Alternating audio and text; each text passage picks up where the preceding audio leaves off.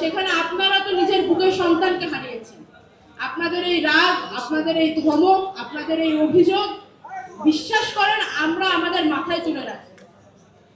অনেক কিছু করার ইচ্ছা আমাদের আছে, ছিল, চেষ্টা আমরা করেছি, চেষ্টা করে যাচ্ছি, কিন্তু যেই সিস্টেম হাজারের উপরে মানুষের প্রাণ কেড়ে নিয়েছে সেই সিস্টেম 2 বছরে কতটুকু শুধরানো সম্ভব, যতটুকু শুধরানো গেলে আপনাদের সকলকে ন্যায় বিচার পাওয়ানো যায় এটা আপনারা বুঝবেন। আপনারা বিবেকবান মানুষ, আপনাদের সন্তানেরা এই যুগের সূর্য সন্তান, আপনাদের সন্তানেরা নিজেদের বুকে রক্ত দিয়ে বাংলাদেশকে ফ্যাসিবাদের হাত থেকে মুক্ত করে গেছে।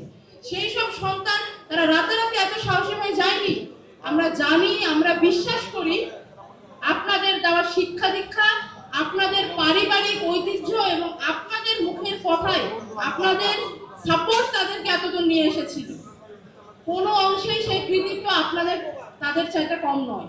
আপনাদের এই অনুভূতিকে আমরা সম্মান জানাই। বিশ্বাস করেন আমি ব্যক্তিগতভাবে আফসোস করি যে আজকে আমার মা কিংবা বাবা আপনাদের কাতারে থাকতে পারতেন।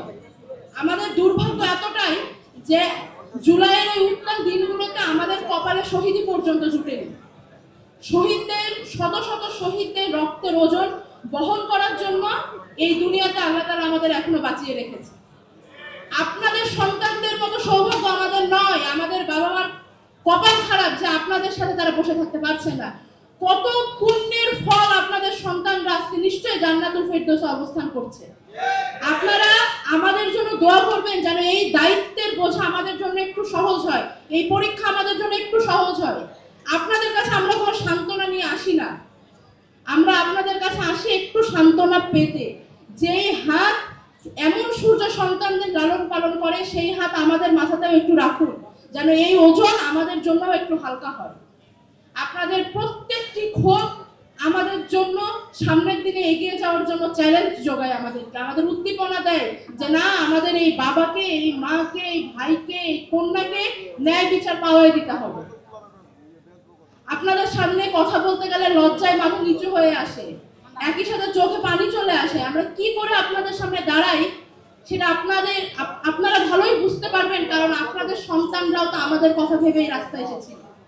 মনে করুন আমরাই আপনাদের সেই সন্তান। আমরা ভুল করলে ধমক দিবেন, বোঝাবেন, কিন্তু আমাদের মাথার উপর থেকে হাত সরিয়ে নেবেন না, আমাদের ছেড়ে যাবেন না। আপনারা দুইটা বকলেও আপনারা আমাদের বাবা মা, দুইটা মারলেও আমাদের বাবা মা।